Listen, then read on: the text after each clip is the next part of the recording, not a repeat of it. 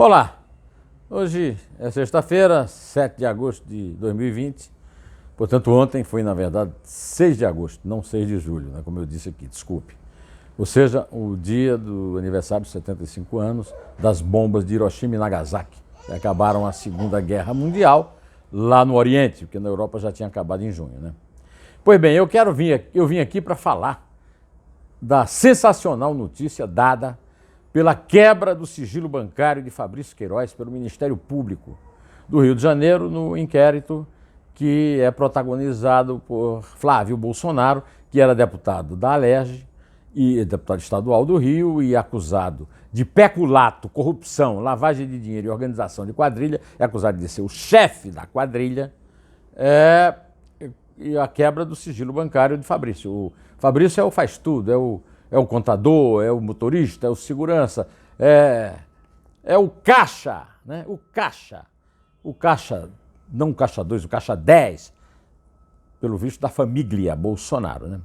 Pois bem, nessa época, essa quebra mostra, segundo a revista Cruzoé, e que foi confirmado pelo jornal O Globo, que a dona Michele Bolsonaro recebeu R$72 mil em sua conta em cheques depositados pelo ex-funcionário entre 2011 e 2018.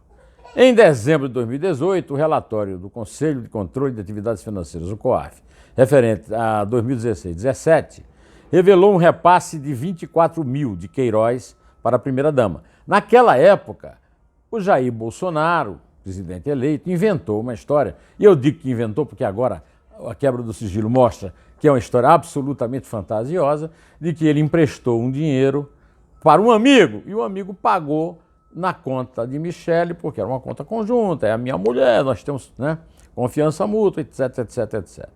Na verdade, o empréstimo teria que ter sido bem maior e o presidente não tinha o acesso que os promotores tiveram à conta do Fabrício Queiroz.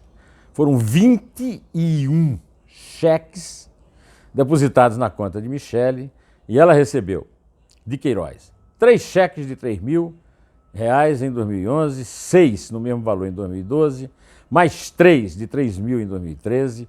Em 2016 foram mais 9 depósitos, totalizando 36 mil. Segundo a Cruzoé, e o Globo confirmou, os cheques foram compensados em 25 de abril, 19 e 23 de maio, 20 de junho, 13 de julho, 2 em 22 de setembro, 14 de novembro e 22 de dezembro.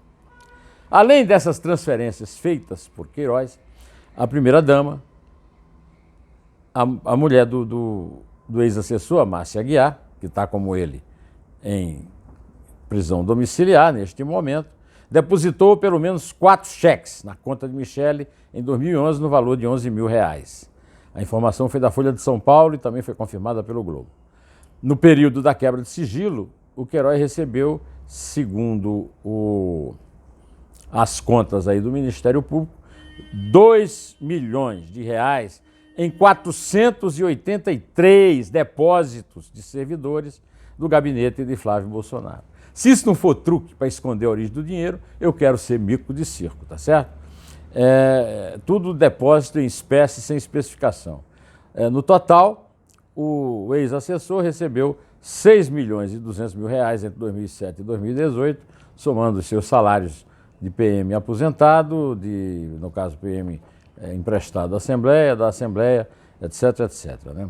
Agora, com a revelação de que o Alexandre Baldi, que foi preso por corrupção na área da saúde, por ordem do juiz Marcelo Bretas, da Operação Lava Jato do Rio, que todo mundo viu a imagem de R$90 mil que a Polícia Federal descobriu na casa dele, ficou mais do que evidente que é o melhor jeito de lavar dinheiro de peculato, que é um crime que é cometido por funcionário público que usa dinheiro público para tirar vantagem pessoal, em dinheiro vivo, guardar dinheiro, como, por exemplo, o Gedel Vieira Lima fez.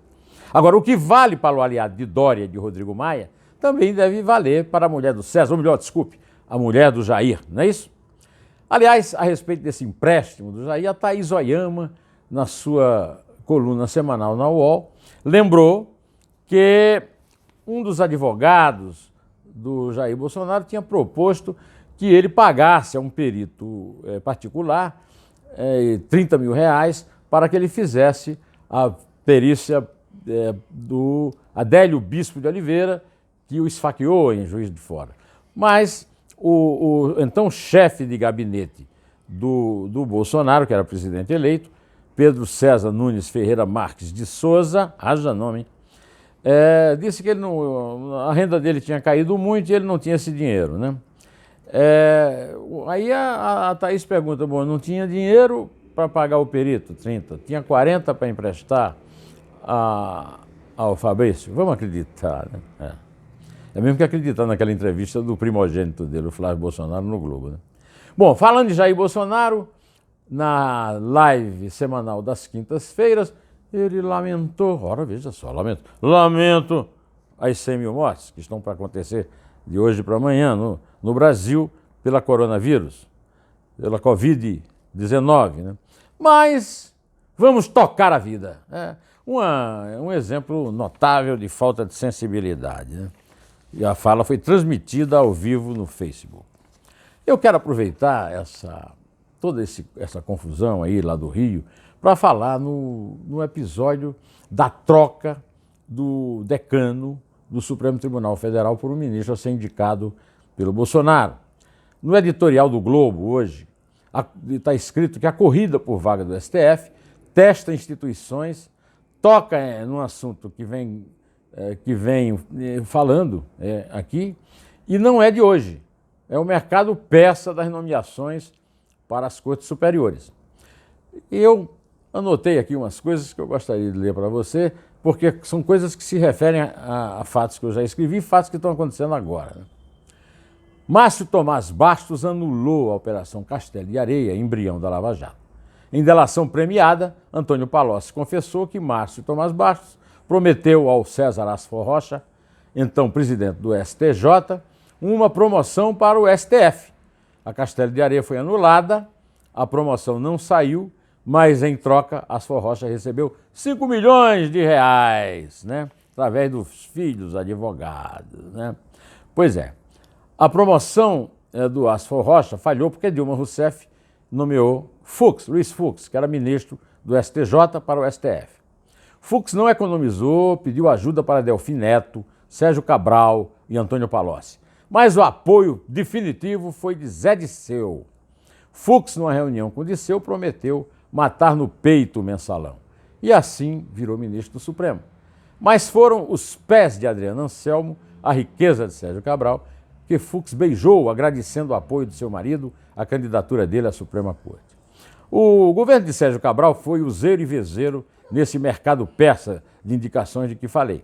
Regis Fichtner, secretário da Casa Civil de 2007 a 2014, no governo de Sérgio Cabral, indicou para o STJ o seu cunhado Marco Aurélio Belize, causando a separação do casal Sérgio Cabral e Adriano Anselmo, porque ela queria indicar o seu sócio para o STJ. Esse episódio está bem contado no meu artigo Olha a Lava Toga aí, gente, de fevereiro de 2019, ainda no meu blog, para quem quiser reler, basta procurar lá no blog, né? É só ir citar isso aí que abre o texto, né? No governo de Bolsonaro, do mercado persa, está mais atual do que nunca. Vamos aos candidatos.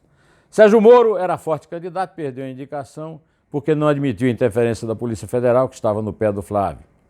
Atualmente, concorrendo para uma vaga no Supremo, temos o atual ministro da Justiça, André Mendonça, que aceitou a interferência na PF para proteger Flávio Bolsonaro, e que é um sabujo, como disse muito bem o Cláudio Dantas ao comentar meu artigo de ontem no Estadão a respeito da fé que André Mendonça deposita no carreirismo, puxando o saco de Lula, Toffoli e Bolsonaro ao mesmo tempo. O pastor André Mendonça serve a 3 senhores, né? Eu dei o título do artigo citando uma parábola do evangelista São Mateus, né?